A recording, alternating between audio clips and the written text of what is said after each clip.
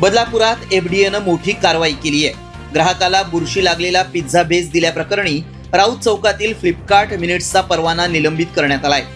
ग्राहकांच्या तक्रारीनंतर या प्रकरणात मनसेनं आवाज उठवला होता. त्यानंतर एफडीएच्या अधिकाऱ्यांनी काल संध्याकाळी फ्लिपकार्ट मिनिट्सच्या गोडाऊनवर छापा मारत सर्व खाद्यपदार्थांची तपासणी केली. काल संध्याकाळपासून सुरू झालेली ही कारवाई आज दुपारपर्यंत सुरू होती. या कारवाई दरम्यान या ठिकाणी एफडीए अधिकाऱ्यांना काही डर्टी खाद्यपदार्थ देखील आढळून आले. त्यानंतर या फ्लिपकार्ट मिनिट्स ब्रँडचा परवाना निलंबित करण्यात आलाय. तर जनतेच्या आरोग्याशी खेळणाऱ्या अशा कंपन्यांवर कायमस्वरूपी कडक कारवाई करण्याची मागणी स्थानिक मनसे पदाधिकाऱ्यांनी केली आहे. काल मी फ्लिपकार्ट मिनिट्सवरनं दुपारी 1:30-2च्या सुमारास पिझ्झा बेस आणि काही घरगुती वस्तू मागवल्या होत्या.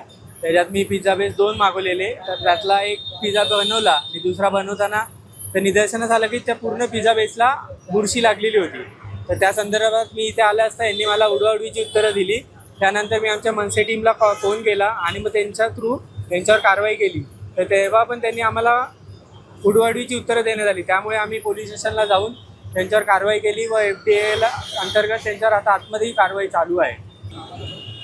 आपण या गोष्टीचा कालपासून पाठपुरावा करत आहे आणि पोलीस प्रशासनाकडे आपण स्टोर संदर्भात 318ची मागणी केलेली आहे. कारण की जे काही गोष्टी घडल्यात ह्या एक प्रकारची चिटिंग आहे ग्राहकाची.